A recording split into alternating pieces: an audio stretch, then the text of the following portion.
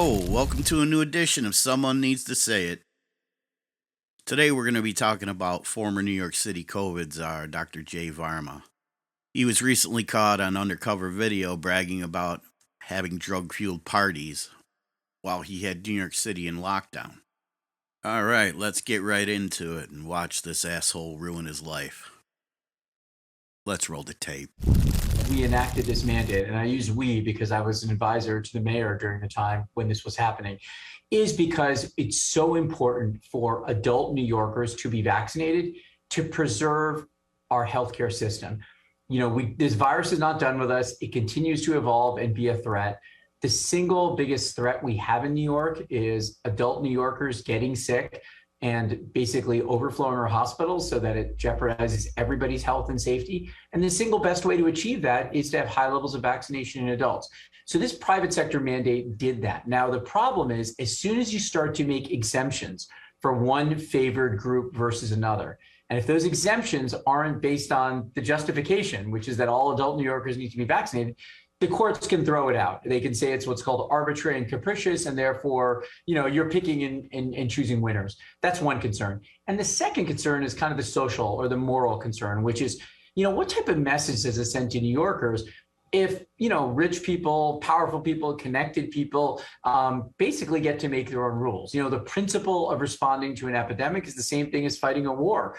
You're all in this together. Everybody has to sacrifice regardless of where your standing is in society.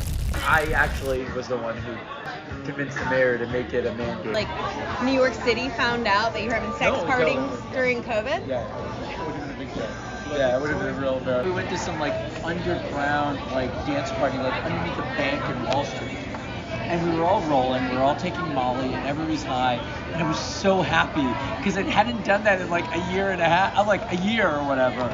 And but I was looking around being like, I wonder if they see anything differently. Because this was not COVID friendly. The only way I could do this job for the city was if I had some way to blow off steam every now and then. You know, kind of sneaky about it because hotels didn't want people gathering there.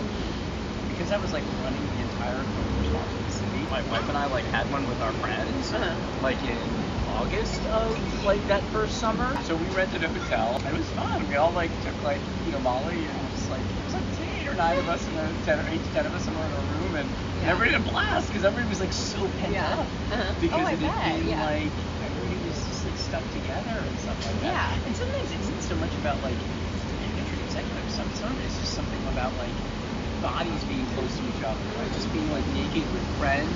Was that like when everyone was like locked down? But it was like the summer of 2020. So like walk around the streets and you could eat outdoors. Did you have like any mandates in place? There wasn't any restrictions on gathering, like you could technically gather people. The hotels didn't want to have parties, but they weren't gonna like. Yeah. It's so funny. It's like because I did all this like deviant like sexual stuff while I was like, you know, like on TV and all this stuff. Yeah. And people were like, aren't you afraid? Aren't you embarrassed?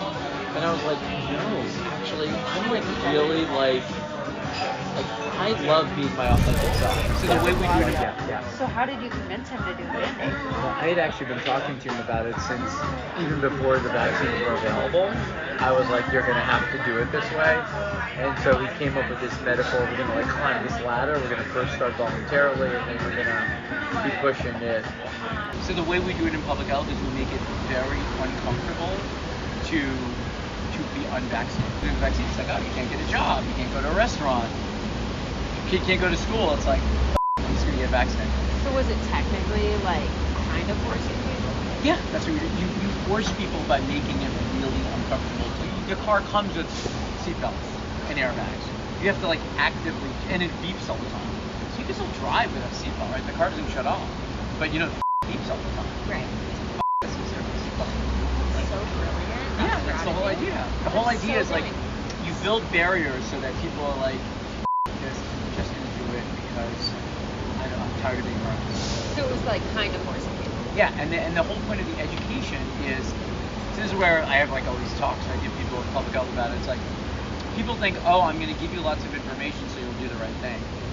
No, the reason I give you the information is so that I'm gonna make it really hard to be unvaccinated.